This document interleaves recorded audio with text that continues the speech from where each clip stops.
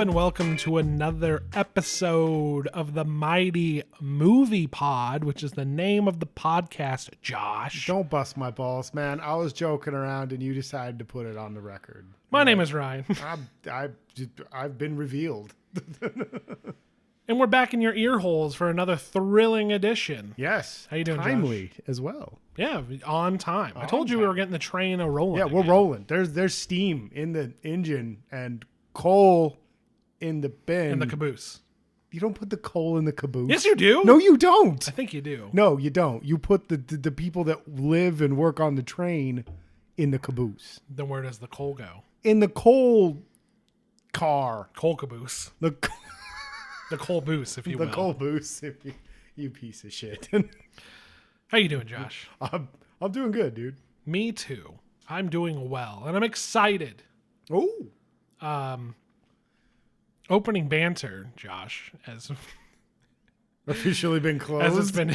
No, I'm willing to go on with it, but I'm not going to bury the lead. We're going to talk about Star Wars. We're today. gonna get it's Ryan's favorite topic. Mandalorian, specifically. Although I think we'll talk about. I have things to say, with the future. the dump truck that they backed up in the Disney Plus series, situation. Yeah. Speculations. will abound. Speculation. Some calling out the Star Wars fan community. Oh, we do that a lot. Because they will never let us have nice things. No, or new and different things. No. No. No. No. No. That's stupid. That's stupid. Josh, let me ask you Red something. lightsabers. Let me ask you something. Red lightsabers. I was watching a video on the internet Oh. from some content creators that we enjoy, and they were talking about Star Wars: The Old Republic, the video game. Oh, yes. And somebody said, so Mandalorians are just Jedis with guns and jetpacks instead of the Force and lightsabers. And then thinking about the Mandalorian, I was just kind of like, Yeah. yeah, They have plot armor for days. They got plot armor for days. They've got a unstoppable. code that they have to They got live a by. They code. got rules and laws, and there's You get more than one of them, and they're unstoppable. yeah. I just thought that was interesting. Yeah, hell, one of them is almost unstoppable. But I mean, there are only so many types of stories, and the feel is different. The mood with the Mandalorian is different than a Jedi. I was gonna say, like, we've done the Jedi Yes, to death. of course. It's kind of almost refreshing to see a Mandalorian, who has, while they are the same in spirit, they're different in tone, and there's no magic. It's just, except for plot armor. As much as I'd love to the see plot armor's made out of Beskar. it is. As much as I'd love to see a random dude in a Star Wars story just around a run-of-the-mill man who lives in the Star Wars universe, you still need to have some action and what have you. And a Mandalorian is different enough that I think. Yeah, I would like to see a smuggler. Just a straight up smuggler story, Well, and we'll see what happens with this Cassian Andor show. Yeah. Not that I care about Rogue One very much, but I think maybe the show will have more, I think you're gonna get more promise than the movie because it won't have Darth Vader and fucking not Jedi blind Jedi. You know what I mean? Yeah, it will. I don't know if it will. I think we're going to get some with Cassian Andor.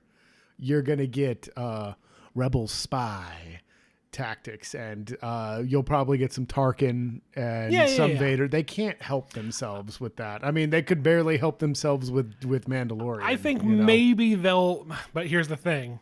I was going to say, I think maybe they'll have some restraint, but no. A little foreshadowing. They couldn't even make it 2 seasons of The Mandalorian without fucking jerking themselves to completion. So I know. You had an idea that I really liked about that. We'll get into that. Yeah. And I guess I should say, in the past 2 weeks, I've watched every Star Wars film except for Phantom Menace, and I only watched half of Rise of Skywalker because, But so Why not Phantom Menace? because when you're watching that many movies, when you're watching 11 movies or whatever. Okay, I didn't watch Solo either. Sorry, nobody would do that. Oh, so you rewatched Rogue One? I watched Rogue One as well. Okay. So any new take on it? That it's just fine. It's not a bad movie like I initially thought. It's just boring. Well, see, that was what I think we talked about it a while back about Rogue One, and like when we watched it again together, we had this like this is background at a house party movie. Like it's on in the background, or like you're cleaning your house or something, and you're fine with it. Mm-hmm. You know, it's like, oh yeah. It's like not, you catch the space battle, and you're just like, oh yeah, they used to fight in space with starfighters. It's not the beginning of Return of the Jedi, or you're right at the Hoth part of Empire, where you end up sitting down and watching the whole thing and you didn't get done what you wanted to get done. Yeah. But as far as Phantom Menace, I was dedicating so much time to watching so many movies. The one movie that has absolutely no impact on the story whatsoever, I'm just kind of like, why watch it? And I like that movie enough. There's nostalgia there. Excuse me. We find out the origin of C-3PO. Sure. That was very. And we see Anakin as a kid. Yeah, kid Anakin, and he's hanging out with Kid Greedo. Yeah. To further cement him as a piece of shit, I guess. I guess you wouldn't know who Qui-Gon was, and that comes back up in Revenge of the Sith. So that would be the only thing you wouldn't know. Because you get a recap of who Padme is. Yeah. You go back, you meet the Junker fucking on Tatooine. Watto. You meet Watto. You learn about his mom. That came right off my tongue. Yeah, I was like, Watto. Yeah, you learn about his mom. So literally, nothing that happens in the first one carries forward that with any sort of real weight. So skip it, because I already know what I feel about it. It's a bad movie. I just thought it was funny that you'd skip that and not the ones that the worst that I hate. I watch those exactly, but and not only that, I don't think I would change my opinion. It's a bad movie, but I saw it as a 10-year-old. Yeah. And I thought it was awesome. What, Phantom Menace? Yeah. No, Phantom Menace is probably the strongest of the prequel three to me, dude. I think the most disappointing. It's but not that great, but given what we got later on, I think Revenge of the Sith is the most disappointing. Yeah. So watching all those movies, I kind of have a little bit of a fresh in my mind take on this whole Star Wars business. Yeah. So I thought I'd put that out there going forward, because I'm going to call back to a lot of things, I think. Ooh. Well, you kind of have to. Yeah, obviously. Well, fuck it. Let's get into it. All right. The Mandalorian. Season 2. Chapter 8 through 16. Sure. 9 through 16. Something like that. Sure. I think it's 10. This is a really good show. I loved the first season. I liked the first season a lot, barring one episode. But this season I felt was solid all the way through. It did what a sequel should, and up to the ante. I thought it was going to get a little bogged down in the remember this, and when I started hearing about everybody that was coming out, Boba Fett and all that, and the everybody from the cartoons and stuff, but they handled all of it really, really well. I don't really know much about the Clone Wars cartoon. I know the last one was all set on Mandalore, and the Katie Sackhoff's character is from the cartoon, and then of course there's Ahsoka Tano, who I thought Rosario Dawson was really, really great at. I really enjoyed her. I thought that was a great episode. That was really cool. That was watching her sneaky, like fucking guerrilla warfare Jedi tactics were crazy. There's something really cool about just like an area shrouded in shadow or cloud, and then you just see that, you hear that snap hiss of the lightsaber come up, and just the glowing blade in the darkness or the clouds. That's awesome to see. And then you just see just the cloak land, and then they spring off of something real quick is really cool too. Yeah. I loved the way they did her stuff. I liked the whole kind of evil samurai the tyrant on there that they had with the Beskar spear. Guess, the governor. It's just, I liked the little garden set. It was a really cool set. Like the whole set that they did for that episode was really, really awesome. I liked everything about that episode. My boy, Michael Biehn, Kyle Reese. I'm talking Corporal Hicks. Just fucking being a badass. It was so funny. Like, I knew how that was going to go for him, but I really wanted him to stick around and be like the Bill Burr character from the first season, where you're like, he's coming back. He's coming back. He's too cool. And in this one, I was just like, he's too rad. They're going to, no, that's what I thought would happen. All right. I completely agree. I saw the first episode and was just loving it. Oh my God. He fights a dragon in the first episode. And Timothy Olyphant was fantastic. Yes. I hope he comes back around. I really liked his character a lot. He's on Tatooine, so I'm sure he'll come back around. Yeah, well, and then also one of the announced shows, Marshals of the New Republic. I imagine he's going to have to factor into that somehow. Yeah, maybe. But, and I too was worried with the Boba Fett ending. I was like, man, I really like this. Yeah, you were really down on the Boba Fett ending. I really like this show, and I don't want to be bogged down with Remember Star Wars type shit. Boba Fett was a great addition. I was going to say, I actually really enjoyed Boba's character in this time around. But I stick to my statement the last time we brought up Boba Fett. Yeah. Can we be done trying to apologize for Boba Fett or redeem his character? I feel like it's done. Yeah. You got what you wanted. Yeah. I hope they do cool things with him in his show. I'm interested. I'm kind of interested to see, like, because, they give you the Conan the Barbarian ending there where he's just sitting on the throne and they're like, but that is a story for another time. Mm-hmm. And I'm just like, all right, well, what's Boba going to do now that he's running this shit? Yeah. That should be interesting, but it didn't affect the show at all. In fact, I think it was... No, he was actually... Yeah. He was a really cool... And they showed restraint. Which they're not always capable of. They're not very good at. So, we'll address that as well. But no, he's literally just second fiddle to and I thought that there was going to be some like, no, I'm the ultimate badass, or something like that. And like, no, he's just like, no, man, you take the lead. I do what you say. Yeah, he took care of a thing he promised to do, and then he's like, don't worry, I have big plans for myself. Exactly. I'm not going to bother you with. Yeah. Exactly. Like, look, I have a deal with you, but then I got to go fuck some people up because they left me in a Sarlacc pit. Which I thought... You were kind of like, what? He's just pissed off. I was like, they left him to be digested. Of course he's mad. Yeah. I get it. It's just it's the type that the Mandalorian is. It's very like High Plains Drifter, old Western. Like, you done me wrong, I'm gonna get you back. It's like Payback with the Payback movie with Mel Gibson, where he's just like, it's only like $1,000, and he's like, it's the fucking principle. When I first saw him without his armor on and the cloak and everything, I was like, wouldn't people just be like, wait, I know you. You're that guy. You're a clone, and I love that somebody did. What's her name? Bo-Katan. Not Bo-Katan. Boca Raton. Boca Raton. But it's from that Bo-Katan. Yeah, it's Bo-Katan. It was her sidekick, the lady one. And she was just like, I know your face. I've seen it 1,000 times. You know the voice, everything. Like, you're talking about your donor, your dad. Yeah. Because I'd brought up that he's like, here's my chain code. It's my dad. And then here's me, him.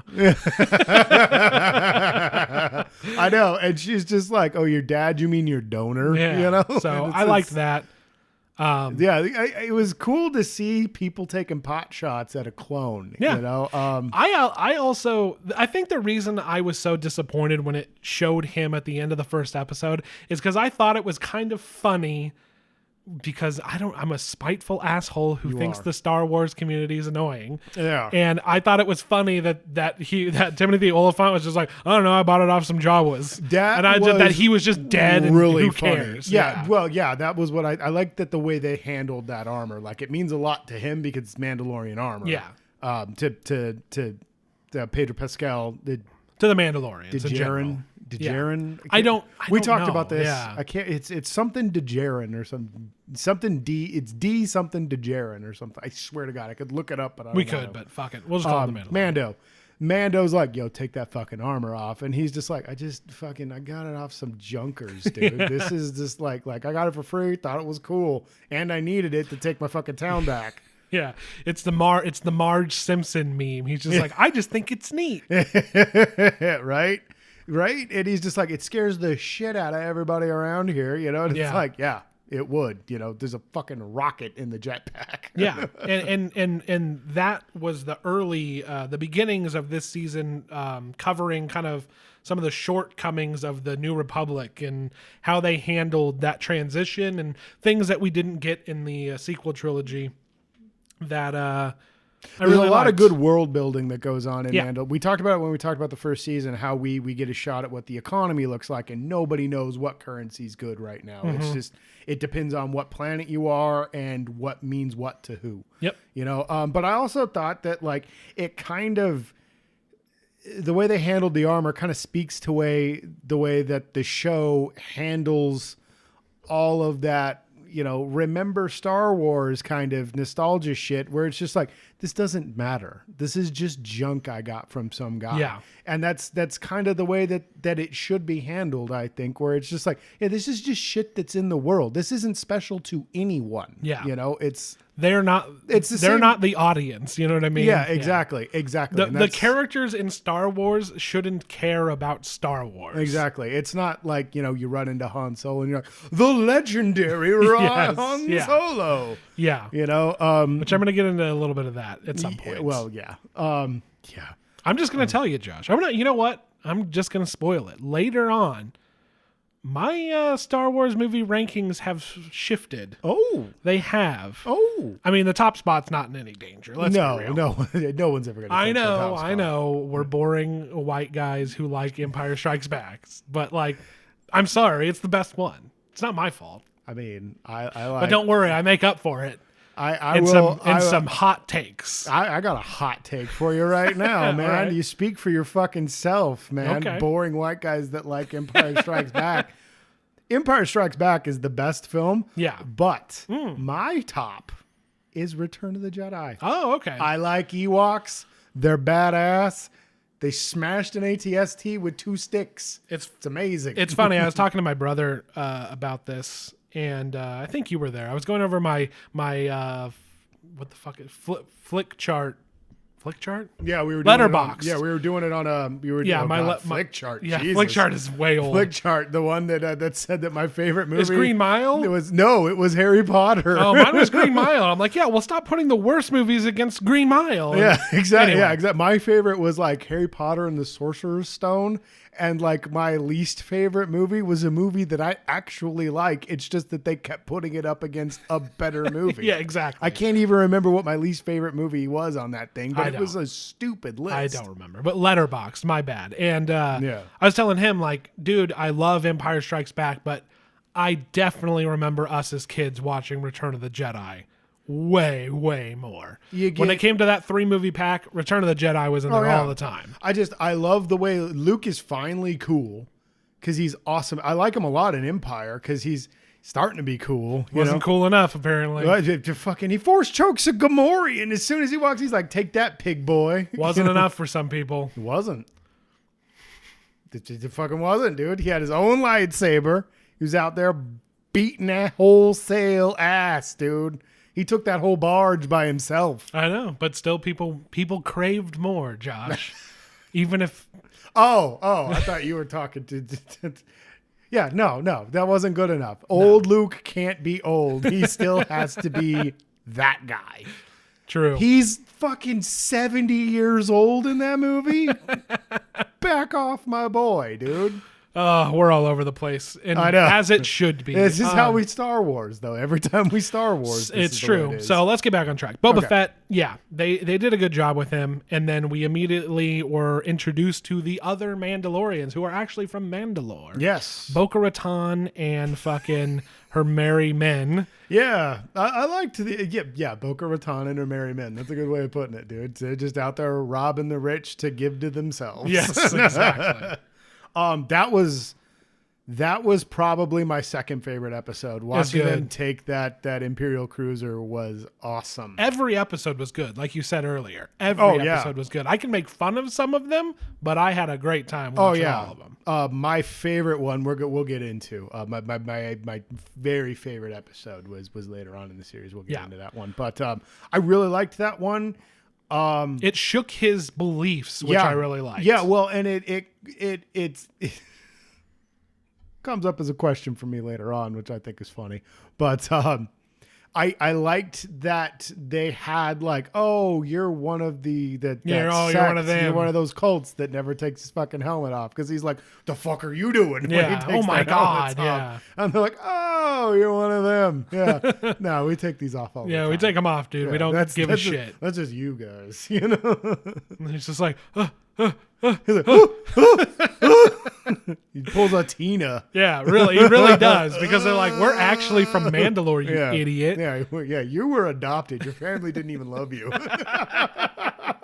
They were killed by droids. Get off the me. Separatists, which were the bad guys, Oh, God. controlled by the not bad guys. Don't. Well, let's not go down that rabbit trail. Jango Fett was an idiot, by the way. Jango Fett was a fucking moron. He left the clone planet where they were making the clones, flew directly to the bug planet with Count Dooku, and then when the clones show up, he's just like, what is happening? I gotta get out of here. I'm like, what the fuck do you mean? You were just there. You didn't warn him? I'm like, was Count Dooku not aware that this was the plan? I know. It's very... well, the plan didn't make any sense, dude. No, it's very confusing. No, it doesn't make any sense, and I don't care what anybody tries to convince me otherwise. Movies are still bad. I like them. I like going back and making fun of them. Well, and picking lore, because that lore is always going to be there. There's no undoing it. So picking little bits and pieces that I find are interesting is always nice.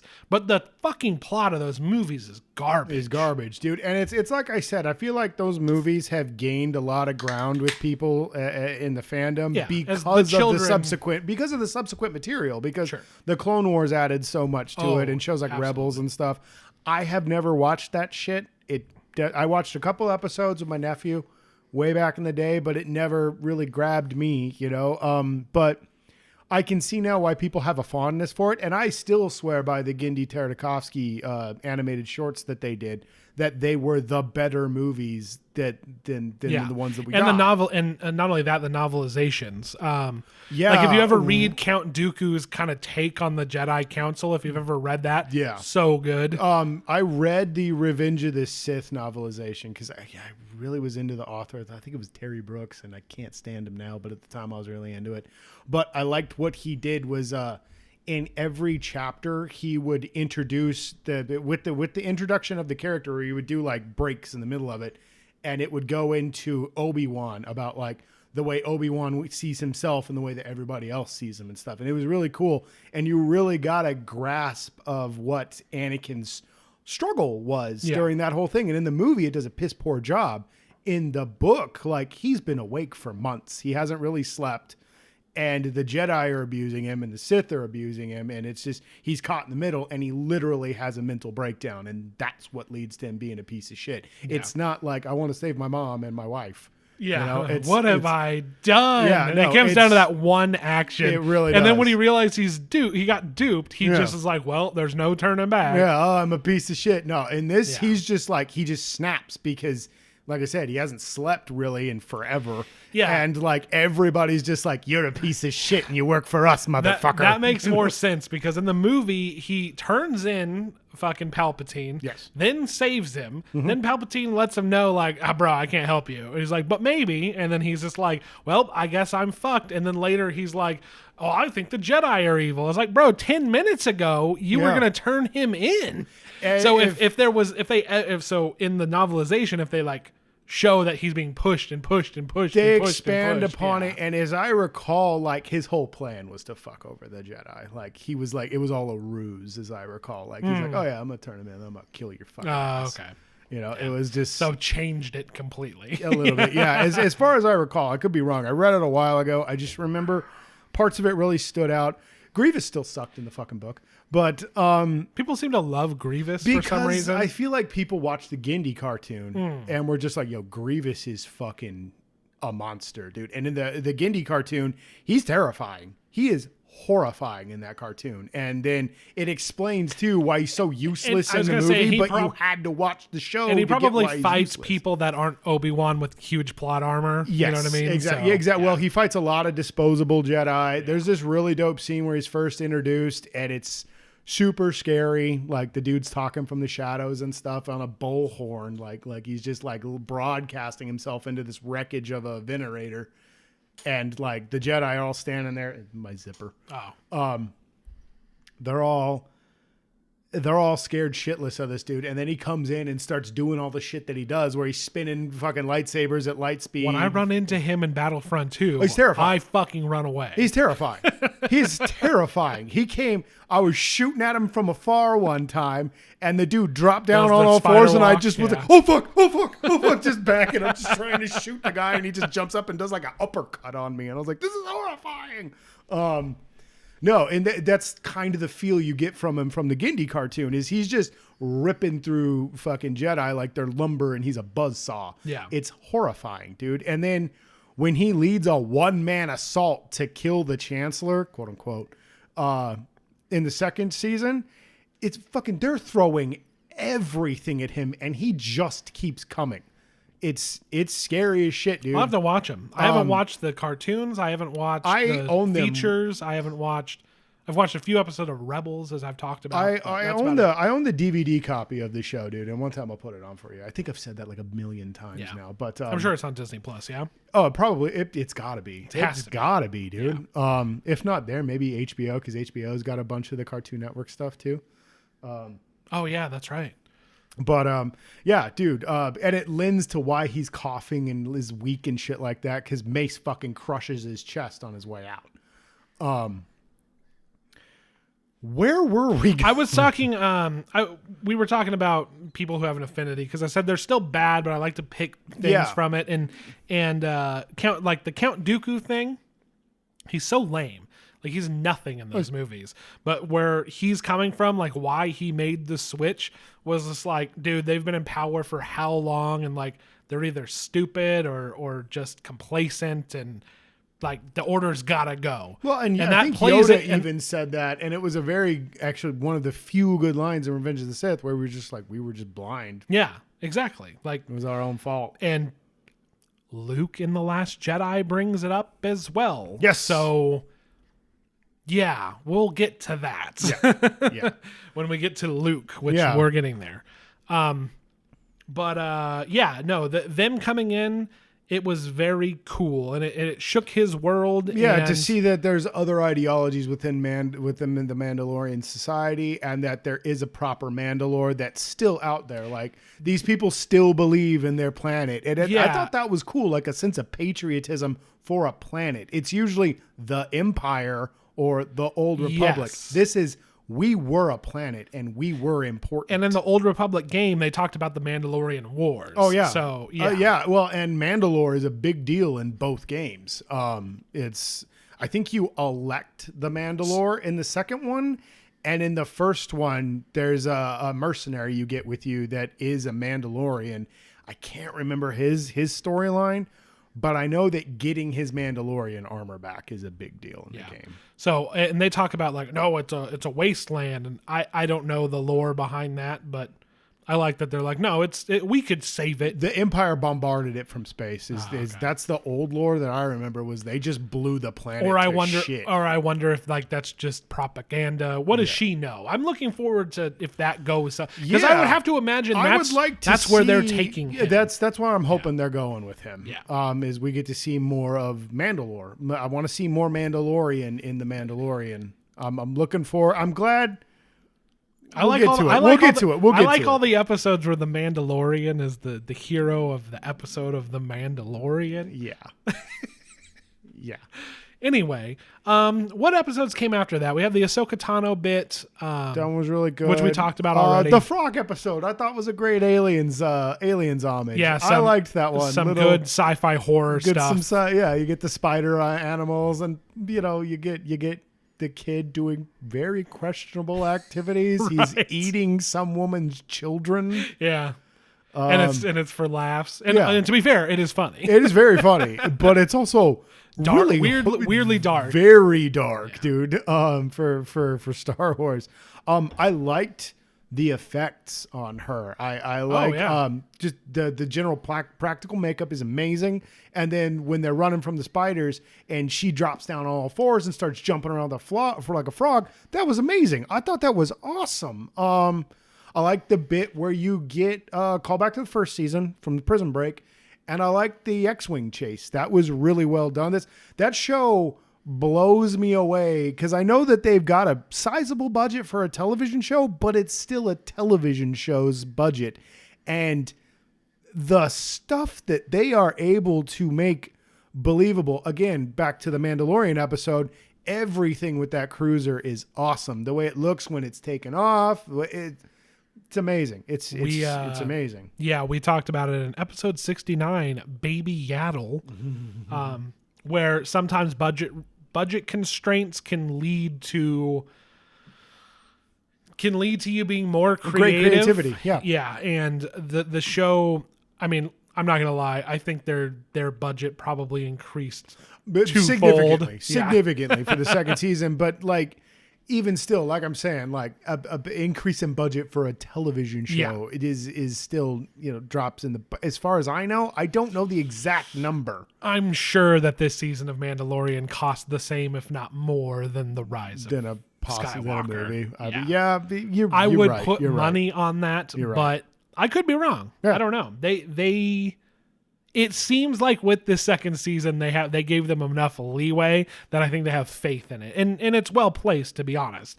I want to complain about the Star Wars community, but this show is amazing. Yes. Well, there's a difference between the fan base and the actual material. The fan base is responsible for Rise of Skywalker. Jon Favreau and Dave Filoni are responsible for this show. Agreed.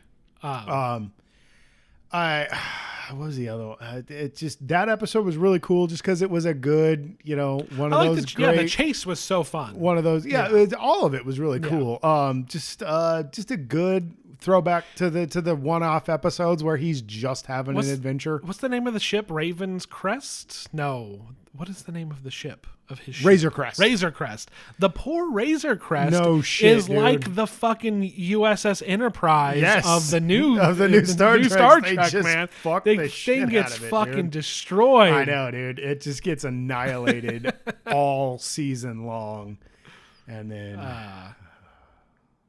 my girl, what did they do to me? Look how they massacred my boy. God, that one was really good. And then I really liked, it was kind of a cornier episode, but I still liked it when he went home to get the ship fixed up. Yeah. Immediately after that. And you have the awesome chase with the Empire. Yeah. The Empire hunting them down. Yep. And you find out sort of what's going on, why they want the kid. They're doing some sort of cloning. The speeder bike chase is one of my favorite parts of that whole episode. Just that one stormtrooper that lands and does like a quick kick to straight, like he's on a dirt bike, and you just steady yourself real quick with your foot and he just takes off. That's a cool shot. I think it's a cool little sequence where he comes down off. I was gonna say I actually kind of wish that I had watched Phantom Menace now, because I think Darth Maul does a similar thing off of a sand dune, but I can't be sure. I can't either, dude. I know he does a dope flip. True. And remember, at that point, I love about it is that we don't know who Anakin. Nobody knows who Anakin is, and he was gonna kill that kid. He was just gonna run that kid over. He did not give a fucking shit about that kid. He was there to kill Qui-Gon. Anakin was in the way. Speaking of speeder bikes and fucking the Phantom Menace, the Marshal's bike from the first episode, super cool. It's just a speeder bike setup mounted to the side of an old pod racer engine. Pod racer thing, yeah. So cool, dude. I thought that was an awesome design. Great to see a cool, like, completely original look for one of those speeder bikes, dude. That was just dope. I thought that was awesome. Agreed. That was cool. I forgot about that. That was awesome. But yeah, that episode was really good. He got some cool shit with the drop trooper lady and then Carl Weathers again. Yeah. I love they steal that armored car and everything, and he's just back there trying to shoot everything. The TIE fighter. Once the TIE fighters came in, that was so sweet. I thought that was awesome. I also like the bit where like Yoda's just going to school. Baby Yoda's just going to school. Yeah. They just Stealing leave Jimmy candy. and a kid. Yeah, and he's stealing that kid's He'll cookies. be fine. Yeah. Stealing that His kid's macarons. cookies. Yeah. His macaroons. Yeah, that was good. Yeah. Just jacking his Pepperidge Farms cookies. And the kid's like, no. And he's like, give me that. Kid can't use the Force for shit until he sees a cookie. Until he sees a cookie or he's really mad. Yeah. That was really cool. It was also kind of cool to see how they had like changed the town around and that it was actually like a real and and Gina stuff. Carano's I don't remember her name, but Gina Carano's character became like the actual New Republic Marshal. Yeah. They actually deputized her, I guess. And I was like, cool. That's cool. That was really awesome. I like that they had his back and we're just like, dude, we're fucking, this is the Outer Rim, dude. We don't know shit out here. That droid's a moron. Yeah. You know? That thing barely knows how to work, man. You know, that was really cool. Again, like decent little world building in it where you get like the Republic's out there trying to bring everybody together and be like, hey, look, this is the thing. And we're looking for this dude. We got to find him, you know, and they're just like, oh man, you know, this is the Outer Rim. We do what we want out here, man. It's the Wild West, you know? I think that's awesome. I love that the Outer Rim feels like more like the Wild West, like it was supposed to, I think, in all the movies and stuff, than I think it does in the movie. Yeah. I think it's great, dude. That episode was really, really fun, really, really cool. And then what came after that one? Bill Burr. Oh, yes. Reemerge. Well, and not only that, there was the one where Boba Fett shows up proper, I guess I should say. The one with the whole the one after Ahsoka Tano, where he goes and puts the kid on the thing, and it was basically just one big long waiting it out episode with that kid. That one, it's Robert Rodriguez. Great job on that episode. Mm-hmm. That was a really good episode. Yeah. Boba Fett and him duking it out, and then Ming-Na Wen showing up, and I really liked her character from the first season. I thought that Mando had picked her up, and she was going to be in the rest of that first season. I thought that our boy picked her up, not Boba Fett. Yeah, you know? that worked. But I was glad to see her back. I was really glad to see her back because I like Ming-Na Wen. You know, yeah, she was one of the better parts of Agents of S.H.I.E.L.D. Agreed. And I was glad to see her on this, just kicking ass, like wholesale ass. She's awesome. That waste. Seeing Stone, Waystone, whatever the hell Stonehenge Goku was on. His name is Jimmy. We named him Jimmy. We named him Jimmy. He shall remain Jimmy. Although I guess we didn't talk about it. His name is Grogu. I call him Goku, but we'll stick to Jimmy. Goku is acceptable. Goku. Jimmy Goku. Jimmy Goku. That was some Jedi Fallen Order shit. Yes, it was, and I really liked it. And I liked it, the meditating on the stone. Yeah. And that's why I was hoping in my heart of hearts, yes, that some Cameron Monaghan fucking Cal Kestis would have shown up. That did not happen. That's fine. We'll get into that because I really liked that idea. I want to delve deeper into that and how I think it was a better way to handle that.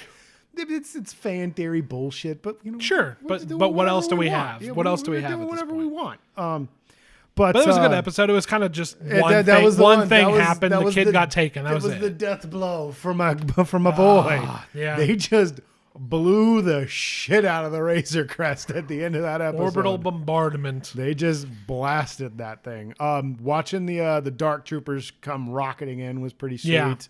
Yeah. I liked that it was the first time that you saw Mando go up against the Force. Oh, yeah. That was really awesome, was watching him trying to get the kid, and the Force is like, no, we're doing our thing here with the Jedi boy. And he's just like keeps trying to get through that force field and stuff. And it just speaks to his character about his determination. That guy gets his ass kicked all the time. He got swallowed by a dragon and it blew it up, you know? In this episode, like, he's trying to save the kid, you know? It's I don't know. He just keeps coming. It keeps throwing him back, and he just keeps coming. And then eventually he's like, oh, fine. I guess we'll try to keep you safe. Exactly. And then he's just like, hell with it, dude. So they start just laying waste to stormtroopers. I like the fear that comes with stormtroopers, not of stormtroopers, just their superior firepower and equipment.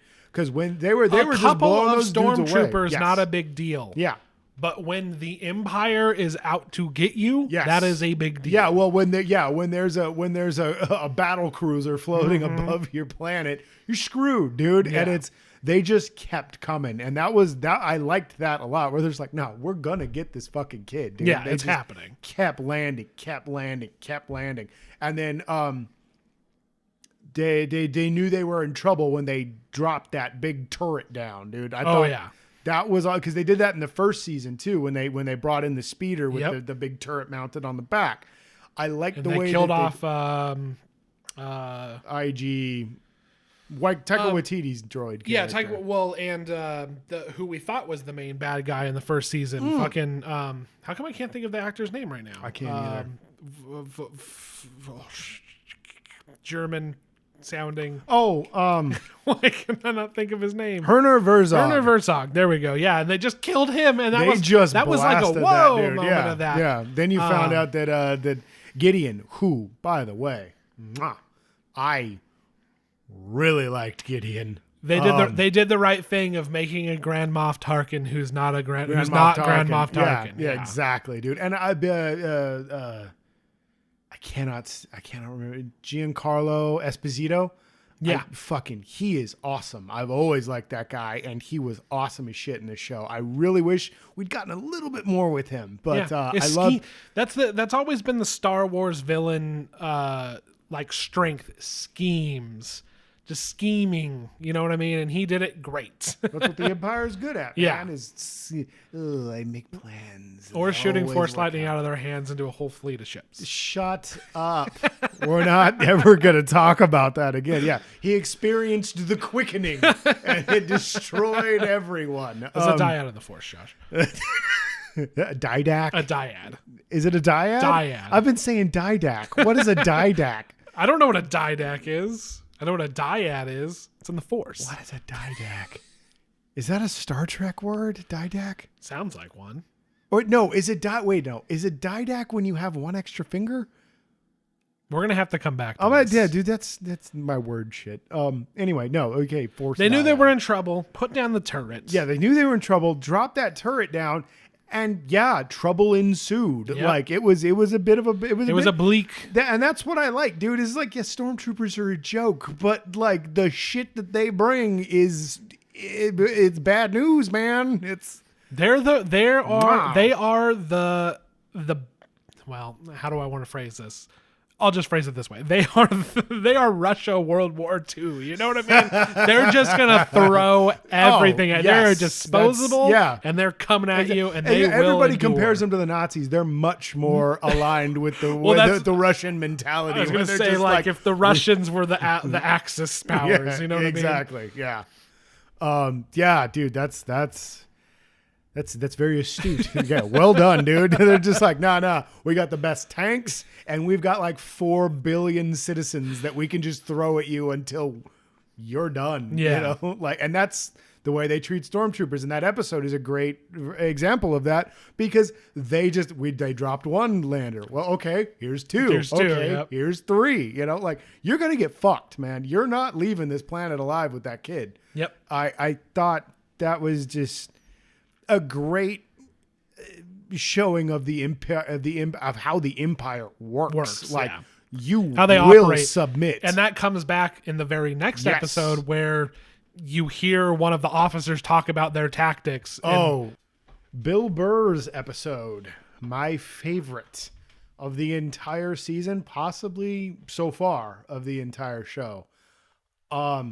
Really, really cool to see dissenter. I was going to say a defecting stormtrooper that is not part of the rebellion. Yeah. That was just like, nah, man, I do whatever the fuck I want. Yeah. Now, you know, it's and when you find out what you needed he's in between what they were doing with Finn. He was what I wanted from Finn. And DJ, if you remember DJ. Do you remember DJ? Oh, don't join. Don't join. What he was trying to instill in him. Yes. And he actually was somewhere in the middle and not like... He did a better job, I think, than both those characters because Absolutely. You needed a person like Bill Burr. Yeah, sure. To pull off the role that Mayfield is supposed to be. Some good acting. I did not expect that out of Bill Burr. He was fantastic. Yeah. It's like I told you when we were talking about it afterwards, where I was just like, it's a good thing that Bill Burr in real life is just constantly at a rolling boil. Yeah. Because when he finally loses it, that scene is so tense and so intense. And the quick smile he gets on his face when he pulls the gun sells the just like, you had this coming, motherfucker, and I'm gonna give it to you. Yeah, and back to what I was saying, it really sells, like we were talking about Russians. The fact that they keep the fact that he was just like, I would have thrown 100,000 more. Well, dude, it's just like the look on his face of just like disbelief and like, what was it, like 10,000, 20,000 men? Yeah, people had families. Had families, and he's not even just talking about his unit, the people that he fought with. He's talking about the planets that he had to wipe out, you know? Yeah. All of it. And it's just, you get a look at the Empire's revenge for being taken out by the Republic. He brings up Operation Cinder. I've talked about it jokingly a couple times. I delved into it. Did not know what the fuck Operation Cinder was, then remembered, oh yeah, that was the single player campaign from Battlefront 2. Yeah.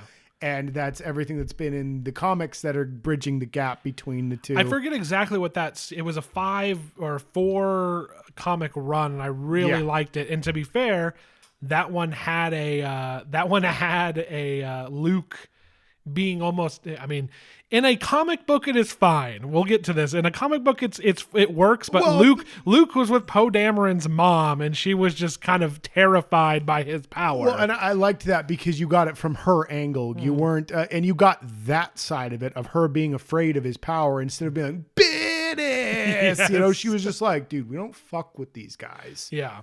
This is unknowable and scary. And I like that. Like, I like my magic when magic is scary and like, you know, yeah, it's powerful and it's amazing to behold and stuff, but magic is something we shouldn't fuck with, you know? And I like it when it's handled in that fashion. And I like the way the comic handled it in that way, where it was just like, yo, dude, this guy's a fucking monster, man. Yeah. He is something that I don't want anything to do with. It's like, that's why I like Lovecraft and stuff like that, because there's things that we shouldn't know how to do or know that exist. And I feel that way, that the Force should be that way. And if you are able to harness it, The Last Jedi did a really cool job with it. The way that that whole training sequence with her was her like reaching out, and you saw the plants and her just, you know, we're gonna get to that. Yeah. Anyway, sorry, I'm going. No, off. but yes, it was in that the cinder stuff. Yeah, because I cut you off last time to make a Rise of Skywalker joke, but go into it now. Please. Yeah, it all ties together where this was his whole plan. The Emperor set this down in case he ever got boned, where like he's gonna set up this whole plan. He's gonna make all these worlds pay. He's going to call everyone he can from them and then go off to the planet that we see in Rise of the Skywalker. Did you find out the name? Exegol, yeah. Exegol. We're going to go to Exegol. Whatever. Exegol. I'm not going to say that. Right. The planet from Rise of Skywalker. That's where all those Imperial era Star Destroyers and all that shit came from. And why there was normal people there in the movie, not just he didn't just weird summon spirits, them from the Force, which I think would have been cool if they were a bunch of like fucking scary ghost ships. Sure. But that's not what we got. We got real people. What say you? A Ghost Fleet would have been dope, dude. I mean, we'd go full fucking mad honestly, sorcerer with they it. go goofier. Fuck it. We're not talking about that right now. But yes, that would have been cool. No, anyway. They're the Imperial. They are the proper Imperial remnant. They went there. And they are the that's purest. what begs the question of what the First Order is, which I wonder we'll ever get. We're never going to get that explained. It would be nice. Give me some throwaway dialogue in a future film if we go to the future. They're making so much goddamn Star Wars. We'll find out eventually. Or they're just like, no, First Order were a bunch of upstarts that thought they were dope. Or it was a distraction from what he was from really what was doing. actually happening. Yeah. He goes and establishes a proper, pure blood believer. The final order they're the last battalion, the Nazi lost battalion. That's what they are. It's fucking awesome. So Exegol is Argentina then. Yeah. Sorry, Argentina. Yeah, wow, dude, we're getting history with this shit. I don't know what all this World War II stuff's coming from. This is amazing. I mean, I know it's a... that's what he was going for. It's poetic. It rhymes. It rhymes. He got thrown into chasm, so did Ben Solo. I made that joke twice. Thank you. Anyways, so Bill Burr's character Mayfield brings up Operation Cinder and what a horror it was to behold and to be a part of. Sure. And you get through the whole episode, like his whole view, like, you know, everybody's got their own set of rules. The Empire does shit this way and it's terrible. And the Rebellion does it. The Republic does it this way. And it also sucks. What are your rules even? You can't take off your helmet, but you're wearing a stormtrooper helmet right now. So is it the helmet or the face that matters, you know? Yeah. And it's just, he's like, everybody's rules are dumb.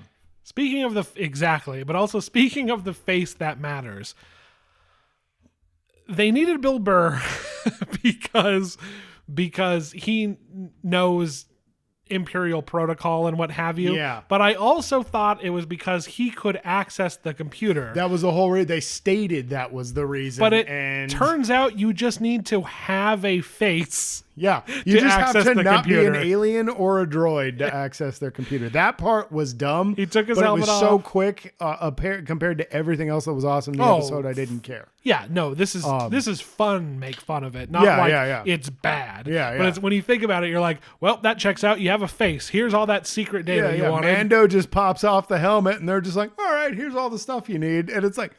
So I'm wondering, is that going to be a thing? Like he's had to reveal his face before to access who does he Imperial have stuff? ties with? You know what I mean? That's what I'm hoping that we get some explanation for why that worked. Unfortunately, here's the problem. When they wrote it, they were just like, oh, it's a reason to take his helmet off. I'm hoping, because this seems to happen now, when fan theories go crazy, I hope they don't decide to bring it back since everybody's making jokes about I guess you just have to have a face. Yeah. Hopefully they just let it go because it was just an excuse to take his helmet off. I would like to see him let it go, but at the same time, like, if there is an implication there, I would like to see the explanation. If it was originally intended to come back, sure. Yeah. But I hope that they don't just make it a thing because everybody on the internet, like the Don't fact make that it a big that thing. they took out Blue Jeans guy, you know what I mean? Like, bro, leave him in. That's fun. Who cares? Like, who gives a shit? Yeah. Like I enjoy when I see flubs. Like, oh, there's the boom. Oh, there's the boom mic. Yeah. I love spotting boom mics. That's one of my favorite things to do. I don't care. Yeah, you know? whatever. I know dude. I'm watching a movie. Yes. I'm not in the movie. Star Wars isn't real. We'll get back to that.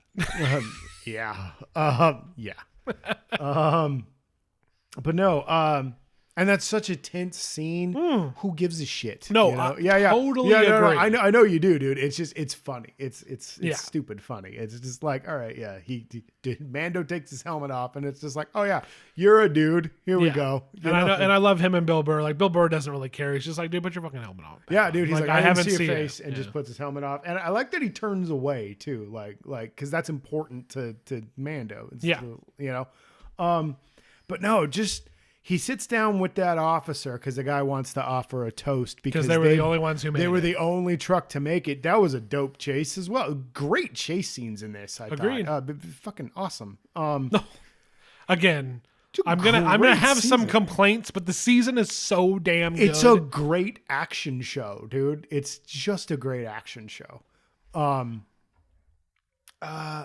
Yeah, they're the only truck that makes it back. So everybody, they're the toast of the town. I love that.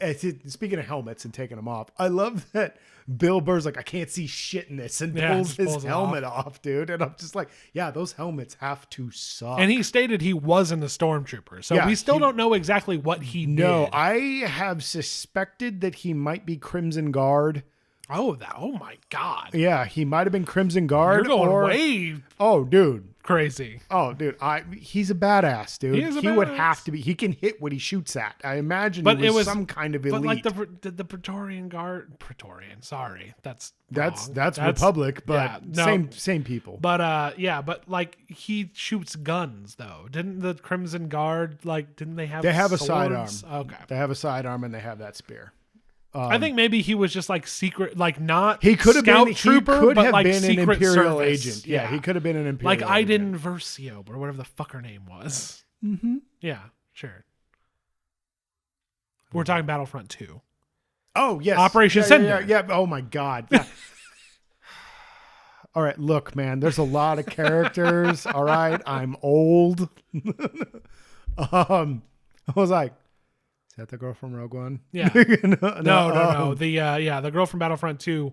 She also played it was Iden Versio, right? Yeah, it was Iden Versio. She also played Ben Affleck's ex-wife in The Way Back. Did she really? Yeah, that was the second time I ever saw her. How was she in that? She was good. I was gonna say, because I've never seen her outside of Battlefront 2. Battlefront 2. Thoughts about that movie, and I don't know if we yeah. ever got into them. That was the last movie I saw before the pandemic hit. So was it really? Yeah, I don't know if we ever talked about it. I don't think we did. I know you were just like, fine. Yeah, it's fine. Yeah. All right. Their depiction of alcoholism I found suspect, especially when Ben Affleck himself suffered from alcoholism. Yeah. That's it's that little kind of Hollywoody. Yeah, that's my main gripe. I thought to shoot off on another rabbit trail here. I thought Lady Gaga. Yeah. Oh, no, they did a great job. I thought in A Star Is Born. They did A Star Is Born. Thank you. Awesome job. Yeah, I thought A Star Is Born handled it very well, dude. Where you never know what you're gonna get. Yeah, and it's either funny or tragic. And it's like, sure, he can not drink some days, but it's always there. Yeah, it's always there. Yeah, no, I thought that movie handled alcoholism really well. I finally watched that movie again. I gave it my top spot in whatever year that was. I'm sticking by it, man. That movie fucking gets me. I finally watched it all the way through. I applaud your choice. I hadn't seen it. I started to watch it. I snuck it up on you. I started to watch it one day when we were all hanging out. Yeah, but people were talking. And they were all talking, and then someone that was there decided to spoil the whole thing for me. So I got up and walked away before the entire movie could be ruined for me.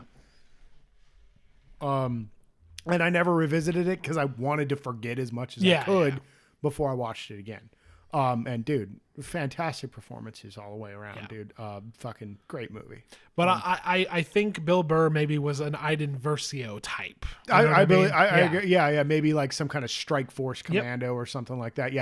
Yeah, something like that. Imperial agent, some kind of spy, maybe or something. Or I think he might be that. But maybe he's the Empire. He's the Empire's Cassian Andor. Yeah, he could be. He could be. The nerd in me wants a Crimson Guard that's still kicking out there. You know, dude. I would love to learn. I know nothing about them, so that would be Crimson fun. Guard, dude. Dude, there's a comic series called Crimson Guard. And it is all about one of them that gets blamed for something he didn't do. And he's not a rebel. He's not an Imperial. He is on the lam trying to clear his name. Oh, okay. The great fucking comic. But no, I'd like him to be one of those, like a true believer. And then like, yo, dude, this shit is fucked. But like him being a commando really works, dude, because like he would have been probably on the front lines of setting all that Operation Cinder up and seeing the true toll that it took, because it really affected him. And is where because he's very Iden Versio kind of flipped. Yeah, just went to the rebellion. Basically, he's just like, nah, dude, I'm done. You guys everything are all about crazy. This sucks. Yeah. And I like that about him, where he's just like, I'm gonna doing anything for anybody anymore, man. I'm out for me, dude, because everybody doesn't give a shit about anybody in this. And who knows so who's going to be in I? power next. Yeah, exactly. And what atrocities are they going to commit? And he's very, very flip for most of the episode where he's just like, no, everybody sucks. You're dumb. You know, I'm going to do this for you, sure, but just because you're going to let me go. Yeah, you know, because breaking rocks is getting old. Hunting scrap sucks. Yeah, I forget what he was doing. He was breaking down junk. He was doing Cal Kestis type shit. Yes, he was salvage, I think. Yeah. But I really liked that episode. It did so much for the Empire and like people that worked for the Empire, because you don't have clones that are programmed to it. He's not a child soldier. Yeah. He's probably a conscript. They grabbed him off of whatever planet, and this is what he had to do to survive. Yeah. And he was really good at it. That was one of the talking about, like, they're not droids, they're not clones, they're like people that are involved in the feelings. That's what I liked about Force Awakens when like when Hux. Sorry, bro, you didn't get your due. But when Hux is giving his fucking Nazi speech, and like you see normal, because like in A New Hope they all have masks on, but you just see normal people face and all, like setting up, getting ready to blow up a bunch of planets. Yeah, you're really just like, dude, this shit's fucked. Yeah, like this is crazy. Yeah, Force Awakens is a good movie, dude. By the way, fuck, I can't. Never mind. We'll talk about it later. Okay, but there's one First Order officer, and I was watching Queen's Gambit. Okay. And there's a kid, Benny, in that show, and I'm like, where do I know this guy from? And my brain finally was like, he has one line as a First Order officer. Is he the Even Hux is Gone guy? No, he's not the Even Hux is Gone guy. He's just I forget what he says. A departure from Bay 2, I think he's the one as they're getting ready to escape. Yeah. What's funny is that's where I knew him from. Wow. He was the kid in fucking Game of Thrones who was dragging fucking Bran around forever. He was the brother. He was the brother to the sister brother combo. Yeah. That was dragging him around, and I'm like, he had that.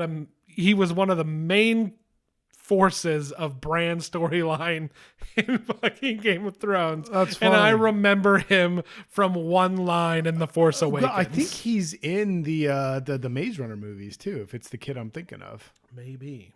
That's just a random funny thing I wanted to bring up. That's funny, dude. That, like, I've watched that movie so many times that I recognized him from his one line in Force Awakens than his season-long fucking stint on Game of Thrones.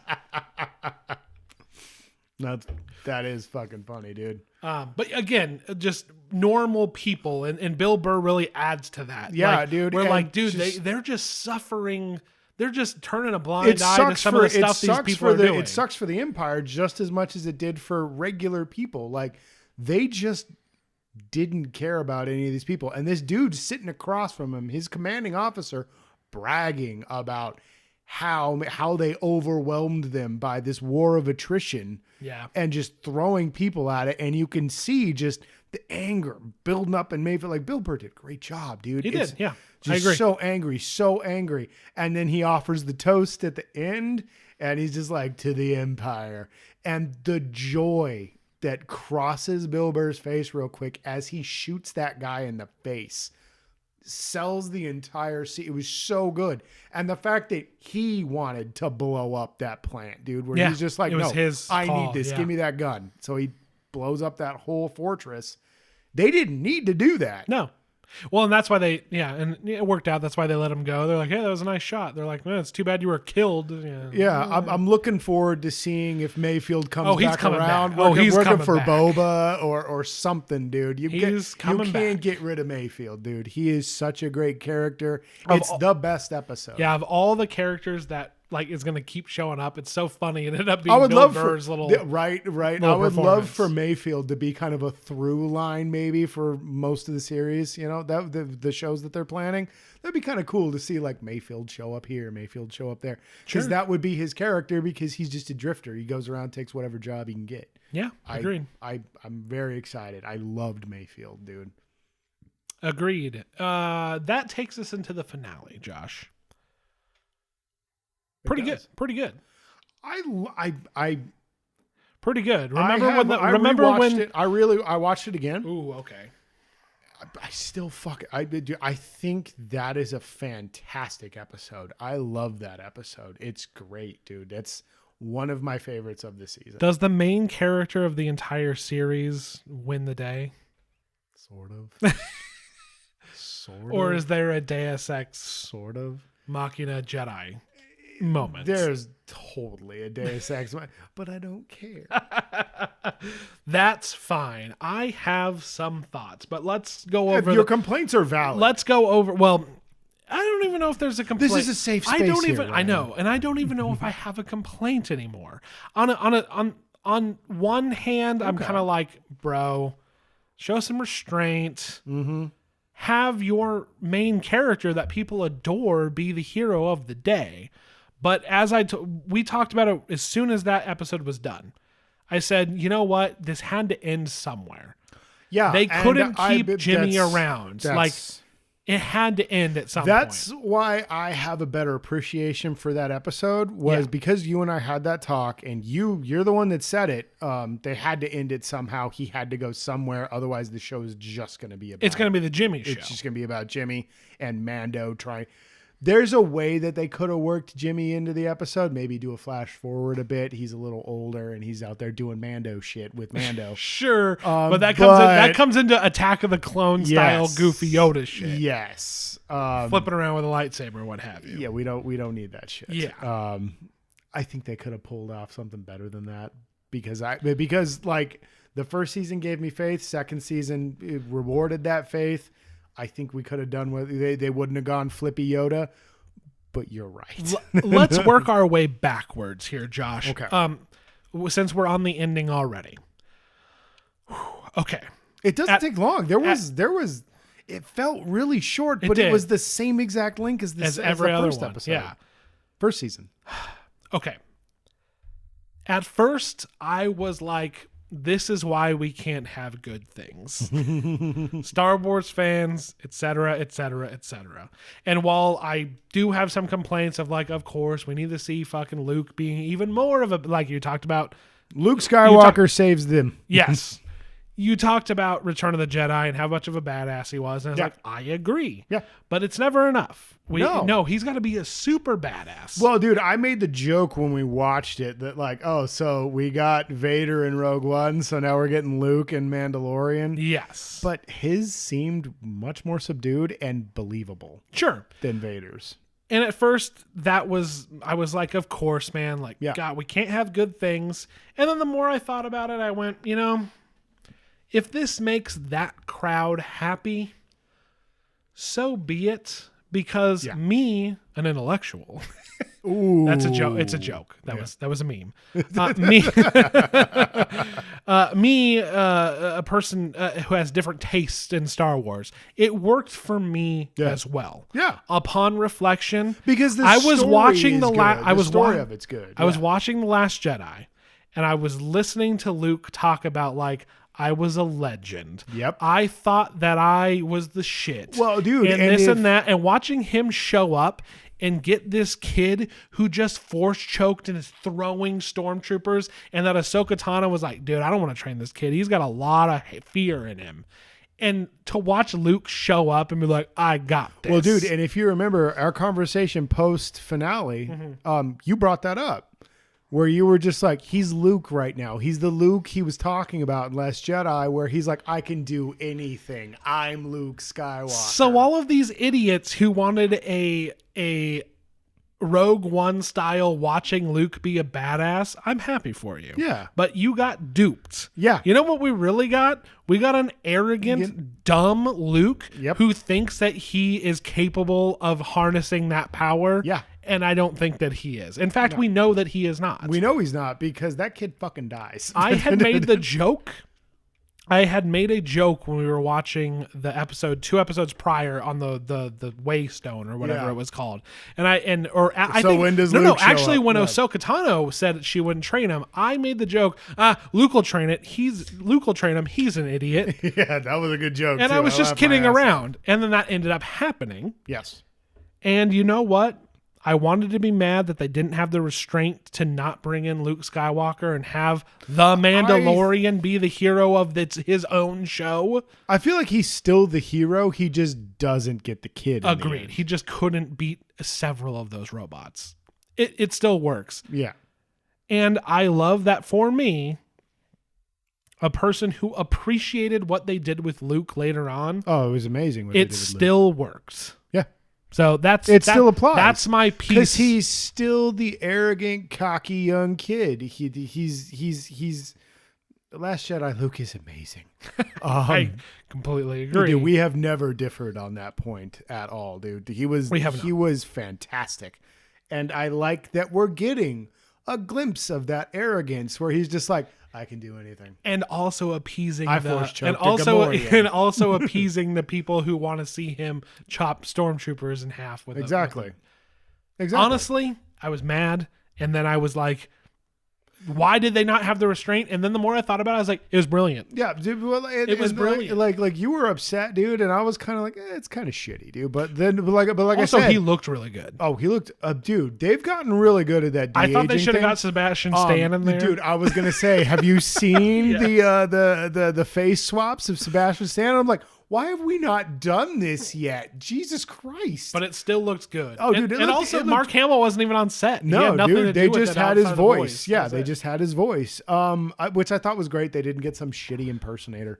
Because I don't know if you've ever heard anyone that's tried to do Mark Hamill, Luke Skywalker. It's always bad. Fuck. Why can I not think of his name right now? Oh no. Did the Joker after Mark Hamill did it in the game? Troy Baker. Troy Baker could have done it. Troy Baker did a good Joker. But could he do Mark Hamill's regular voice? He can't do Mark Hamill. He can do Mark Hamill's Joker. I know. It was a joke. No, I a little dead in the eyes still. That's always going to be a thing. And you and I got into a really in-depth conversation about that. Is it because, because I know about the Uncanny Valley. We've discussed the Uncanny Valley a couple times, dude. And I understand what the Uncanny Valley is. I just don't understand why what in our brain where the triggers. divorce happens, the division happens, because it's like that looks fake as fuck. And I get the Uncanny Valley. I understand the theory of it, and I 100% agree with it. I often wonder what triggers it, because like you watch that in a video game and you're just like, yeah, these look, that's good. Yeah, You would say that this is a good video game, but then, and I think it's because you're watching real people as opposed to that. And you still get the dead eyes and everything with Luke here. And they luckily don't spend too much time close up on his face. No. They've made strides. I'll give them that. They made some I great think it would have been strides. fun. You're not looking at Tarkin or, God forbid, that Carrie awful Fisher. Princess Leia from Rogue One. The Rogue. And I thought Tarkin looked okay. Yeah. I honestly, I thought Tarkin was better than Princess Leia. See, Leia didn't bug me Leia, as much. oh, dude, Leia drove me nuts. It looked like they just glued a CG face onto somebody's body. It was horrifying to behold. It's all weird. It was better than all of that. I still think that young Steve Rogers is the best, though. Yeah. As much as I would have loved for them to just cast somebody, because I think it would be fun. It would be fun. It would have been I mean? great. Dude, Sebastian Stan was an inspired choice by The whole Photoshop internet. people Yeah, the around whole the internet, world. yeah. It would have been fun. Yeah. But at the end of the day, that gave me hope that that's the last we're going to see of him. Oh, you poor fool. Dude, because I feel like if they would have recast him, I'm just like, uh-oh. No, Ryan, you poor fool. That's not going to be the last. We have so much more ground to cover. We got to get Han Solo showing up in Obi-Wan. We gotta get